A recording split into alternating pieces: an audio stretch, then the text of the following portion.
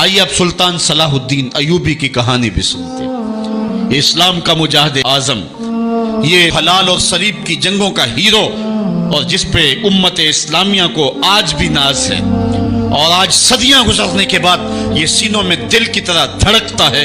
سلطان ایوبی کا نام آج بھی دلوں پہ نقش ہے، اور اس کا نام سن کے مردہ جانوں کے اندر بھی زندگی کی حرارت پیدا ہو جاتی ہے۔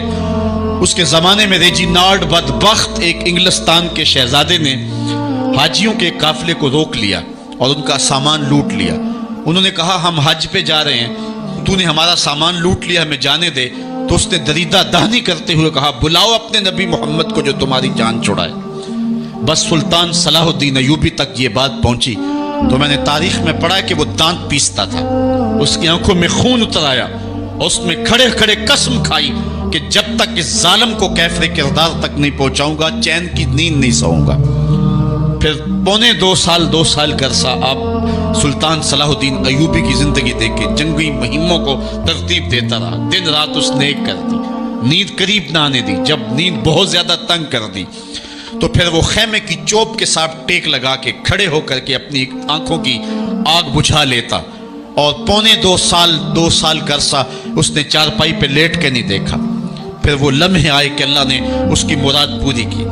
انگلستان کے شہزادے لائن میں کھڑے تھے، اس نے شاہ گاما کو اپنی کرسی دی اور ساتھ کہا ہم جس کو کرسی دیتے اسے امان دیتے۔ پھر اس نے اس کے جو نائٹس تھے ان کو آپ خورے دیے، ان میں پانی دیا، کہا جس کو ہم پانی دیتے ہیں اس کو امان دیتے ہیں۔ پھر جب ریجینالڈ کی باری آئی تو بادشاہ کی رگیں پھول گئی غصے سے، اس نے تلوار نیام سے باہر نکالی اور اس کی چھاتی پہ چڑھ کے اس کی گردن پہ تلوار رکھ کے اس کے ٹکڑے کرتے ہوئے کہا او کتے، تو نے کہا تھا بلاؤ اپنے نبی محمد کو، محمد عربی نے اپنا نوکر بھیج دیا ہے۔ اور اس طرح اس ریجینالڈ کتے کے دو ٹکڑے کر کے رکھ دیے۔ یہ ہماری تاریخ ہے، یہ روشن تاریخ ہے۔ ہمارے اسلاف، ہمارے بزرگ اس دور کے شہنشاہ، اس دور کے بادشاہ اتنی جرأت اور اتنی عظیمت رکھا کرتے تھے، اور آج ہماری کمزوریاں نے دشمنوں کو دلیر کر دیے۔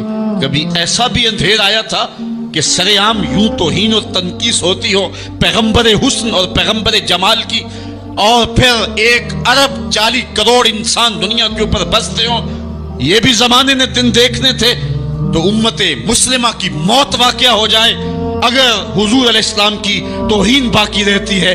اس لیے امت کو پوری قوت کے ساتھ کھڑا ہونا ہے اور اپنے نبی علیہ السلام کی توہین کا بدلہ لینا ہے، اور یہ ممکن نہیں ہے جب تک جو ہے وہ ہم پوری دنیا کے اوپر غالب نہ ہوں۔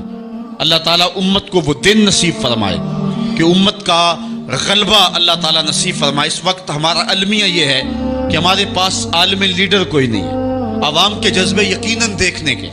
سیریا کے بچوں کو میں نے دیکھا کہ وہ چھوٹے چھوٹے بچے، انہوں نے ہاتھوں میں کتبہ پکڑا ہوا ہے، اور میں اس منظر کو دیکھ کر کے کتنی دیر تک سکتے میں رہا۔ اس کے اوپر لکھا ہوا تھا اقتلونا ولا تسبوا لنبینا، ہمارے ٹکڑے کر دو لیکن ہمارے نبی کو گالی نہ دو۔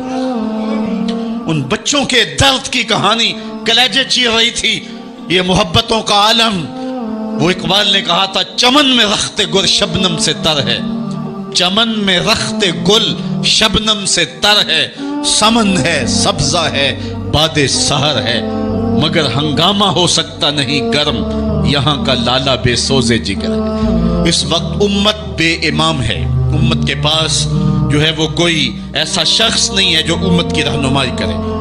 ملک بھی خالی ہیں اور عالمی لیول پہ بھی ہم کسی امام سے محروم ہیں۔ اللہ نے وہ دن نصیب کرنے ہیں، ہم صفے سیدھی کریں، بس ہمارا کام اتنا ہے۔ صفے سیدھی کریں گے تو امام بھی اللہ بھیج ہی دے گا، اور وہ وقت آئے گا کہ اس کے جھنڈے نیچے ہم کھڑے ہوں گے۔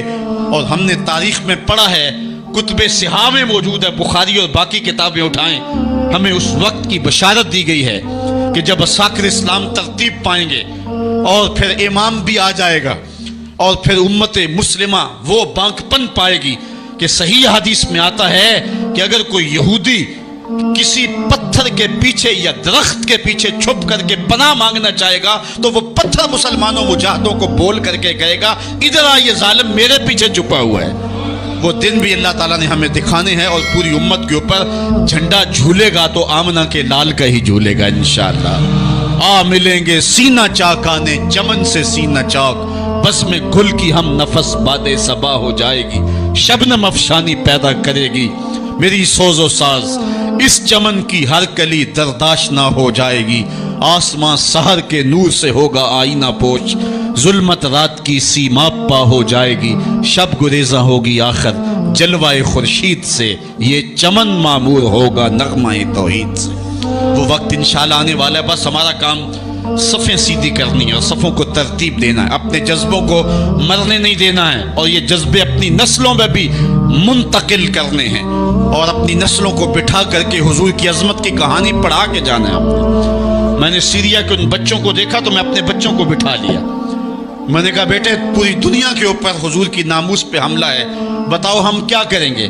تو میرا 5 سال کا بچہ ہے، مجھے حمزہ کہنے لگا کہ ابو یہ جو تلوار آپ نے لٹکا کے رکھی ہے بیٹھک میں، اس کے میں پیچ خود کھول سکتا ہوں اور یہ میرے ہاتھ میں دے، ان ظالموں کو میں کاٹوں گا۔ میں نے کہا بیٹے مجھے یہی تجھ سے توقع تھی، اس لیے کہ تیرے جسم کے اندر خواجہ دین محمد مصطفی کی غیرت کا خون دوڑ رہا ہے، اور انشاءاللہ یہ ہماری نسلیں اٹھیں گی اور اسلام کے غلبے کا خواب ہم شرمندہ تعبیر کریں گے انشاءاللہ۔ تو اپنے بچوں کو بٹھائیں اور ان کو بتائیں اور ان کو حب رسول کے جام پلائیں، ان کے اندر محبت رسول انڈھیل دیں اور ان کے سینے کے اندر یہ حرارت پیدا کر دیں، اور وہ امت کے لیے اور نام محمد کے لیے ہر قربانی دینے کے لیے آمادہ ہو جائیں۔ انشاءاللہ وہ وقت دور نہیں ہے جب پوری دنیا کے اوپر اسلام کا جھنڈا جھولتا ہوا نظر آئے گا۔ ہم نے اپنے جذبوں کو ہر صورت بیدار رکھنا ہے، اور اگر انہوں نے توہین کی زبان کھولی ہے تو کروڑوں انسان حضور کی مدح میں زبانیں کھول لیں، صبح و شام وظیفہ درود و سلام کا لبوں پہ جاری کر لیں، اور حضور کے نام کا جھنڈا اٹھائیں۔ یہ گلیوں میں، یہ چوکوں میں، یہ بازاروں میں یہ احتجاج، یہ تو ایک معمولی کیفیت ہے، ہم تو اس سے آگے بھی اگر ہم بے بس ہیں، کر کچھ نہیں سکتے۔ سچی بات ہے، ہمارے اندر جو جذبوں کی کائنات ہے ان کو کچا چبا جائیں کہ جنہوں نے میرے آقا حضور نبی رحمت کی توہین اور تنقیص کی ہے، اس لیے جو ہم سے بن پڑا، جو ہم سے ہو سکا ہم نے وہ ضرور کرنا ہے۔ وہ کیا کہا تھا سودا نے کہ مجنو لیلا سے بازی نہ لے سکا پر سر تو دے سکا، کس منہ سے کرتے ہو دعویٰ عشق سودا، تم سے تو یہ بھی نہ ہو سکا۔ ہم نے دیکھنا ہے کہ ہم کیا کرتے ہیں، اس حوالے سے ہمارے جذبات کیا ہیں۔ مجھے یاد آئی آج ہمارا سارا دن آج ہمارا کی کہانیاں میرے ذہن میں گردش کرتی رہی۔ ہمارا غزوہ احد کی نامور مجاہدہ ہیں کہ جب بھگدڑ مچی اور کچھ تو خون ہونے لگا اور عجیب کیفیت بن گئی، تو اس وقت حضرت ہمارا خاتون ہے تو اس جنگ میں ساتھ آئی تھی۔ کس کام کے لیے آئی تھی؟ کہ کوئی زخمیوں کی مرہم پٹی کروں گی، لیکن جب دیکھا کہ حضور تنہا ہے اور تیروں کی برسات ہو رہی ہے، ہمارا تلوار لے کے میدان میں آ گئی، اور حضور نبی رحمت نے فرمایا کہ میں جدھر دیکھتا تھا مجھے ہمارا ہی نظر آتی تھی۔ اگر ادھر سے حملہ ہوتا آگے ہمارا کھڑی ہوتی، اگر ادھر سے حملہ ہوتا تو ہمارا کھڑی ہوتی۔ میں کہتا ہمارا تیرے نام پہ میری نسلیں قربان، جس نے محمد عربی کی آبرو کا پہرا دیا۔ اللہ اکبر۔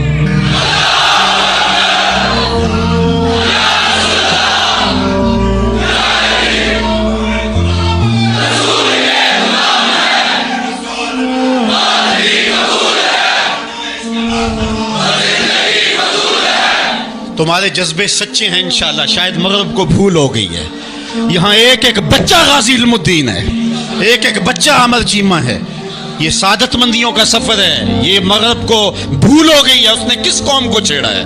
ان کی غیرت مری ہوئی نہیں ہے، انہوں نے کچوکے دیے، زخم دیے، امت کو معاشی بحران میں مبتلا کر دیا۔ روز پیٹرول کے بم ہمارے اوپر گرتے ہیں لیکن ہم کبھی میدان میں نہیں آئے، لیکن سارے معاملات کے اندر ہم کمپرومائز کر سکتے ہیں، کمزوری بھی دکھا سکتے ہیں۔ اگر اس عنوان سے ہم کمزوری دکھائیں ہمارا بچتا ہی کچھ نہیں ہے، ہمارا سب کچھ نام محمد ہے۔ ہم نے ہر دور میں تقدیس رسالت کے لیے وقت کی تیز ہواؤں سے بغاوت کی ہے، چھوڑ کے سلسلہ رسم سیاست کا فسوں بس ایک نام محمد سے محبت کی ہے۔ ہم نے عہد غلامی کرنا ہے حضور علیہ السلام کے نام سے، اور انشاءاللہ یہ ہماری سعادت مندی ہے۔ ورنہ ہم نے وہ زمانہ بھی دیکھا ہے جس زمانے میں کوئی ایسا متنفس نظر نہیں آتا تھا جو حضور کے نام کا جھنڈا اٹھائے۔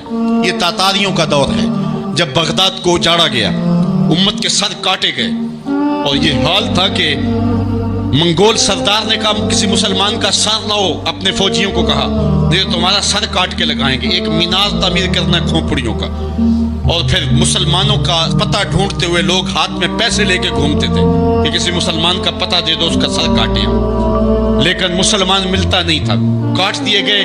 دجلہ 3 دن تک خون بن کے بہتا رہا۔ یہ ہماری تاریخ ہے بغداد کی۔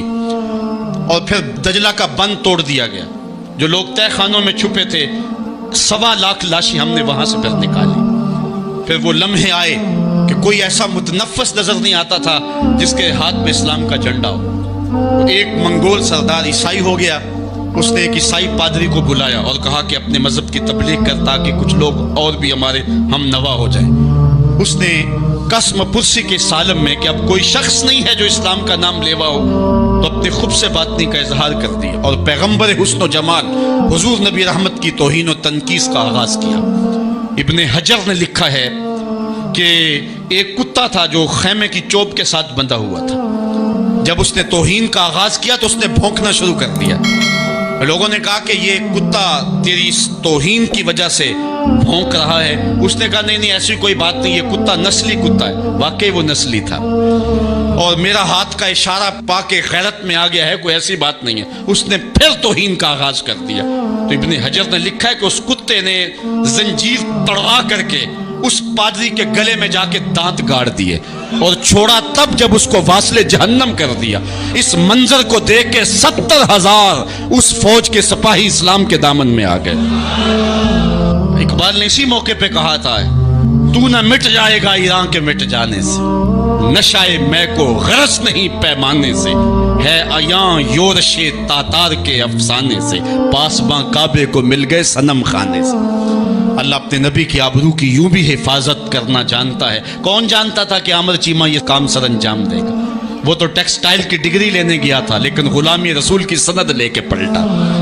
میں نے غازی کے جنازے میں شرکت کی ہے، آپ نیٹ پہ جائیں اور وہاں اس کے جنازے کی تصویر دیکھیں، یا کہیں تصویر آپ کو میسر ہو۔ جنازہ لوگوں کی انگلیوں پہ، بھاری تابوت اور اس کے اندر اس کا جسد اطہر، لیکن ہاتھوں پہ نہیں ہے، آپ کو انگلیوں کے پوروں پہ نظر آئے گا۔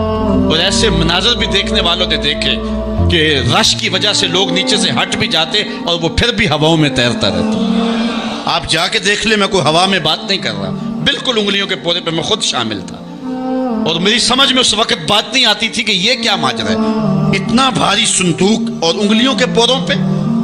پھر ایک دن میں حضرت سعد بن معاذ کی کہانیاں پڑھ رہا تھا کہ ان کا جنازہ بڑا ہلکا تھا، تو پوچھا گیا تو فرمایا کہ سعد کے جنازے کو صرف انسان ہی جو ہے وہ کندھا نہیں دے رہے، فرشتے بھی کندھا دے رہے ہیں۔ غازی کا جنازہ ایسے ہوا میں تیرتا تھا جس طرح پانی پہ کشتی تیرتی ہے۔ میں نے خود غازی کی قبر کی پائنتی پہ ایک سید زادے کو روتے دیکھا، اور وہ کہہ کیا رہا تھا، ربا میں تینوں یہ نہیں کہندا مینوں عامر چیمہ بنا دے، میں کہنا دے قدماں دی مٹی ہی بنا دے۔